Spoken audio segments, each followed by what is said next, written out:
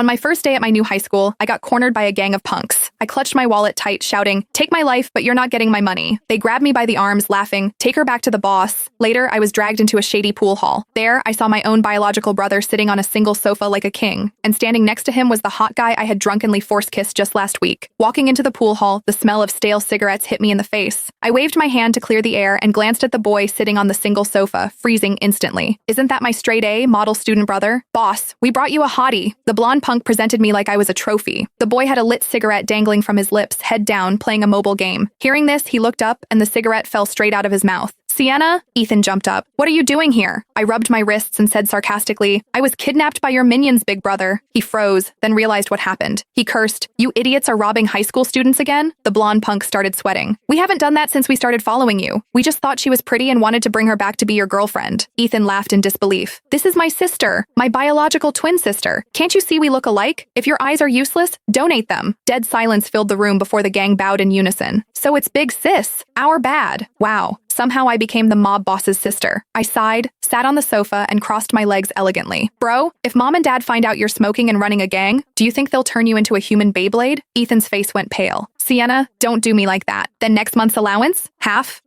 All of it," Ethan cried. "And do my math homework." "Sienna Sue, don't push it." Suddenly, a light chuckle came from the distance. I looked up and fell into a pair of beautiful brown eyes. The boy was tall and lean, features exquisite, skin glowing white. Even the tacky blue and white school uniform looked like designer wear on him. He looked familiar. I scratched my head, trying to recall. Then it hit me. Holy crap, isn't this the hot guy I force-kissed when I was drunk last week? It was my best friend Zoe's birthday. She invited a bunch of people to karaoke. I got wasted and walked into the wrong room after using the bathroom. A room full of hot guys looked at me in unison. I picked the hottest one and pounced. My brother always says he's the most handsome guy in the world. Hick, let me take a pic. I need to humble him. Hick. The boy looked down at me, eyes dark under the flashing lights. "Which room are you in? I'll take you back." I waved my hand and grabbed his collar. "Ooh, North High uniform. A smart guy." I patted his cheek playfully. "Great, I like smart guys." He frowned and grabbed my wrist. "Stop moving." I couldn't break free and got annoyed. Let go, or I won't be polite.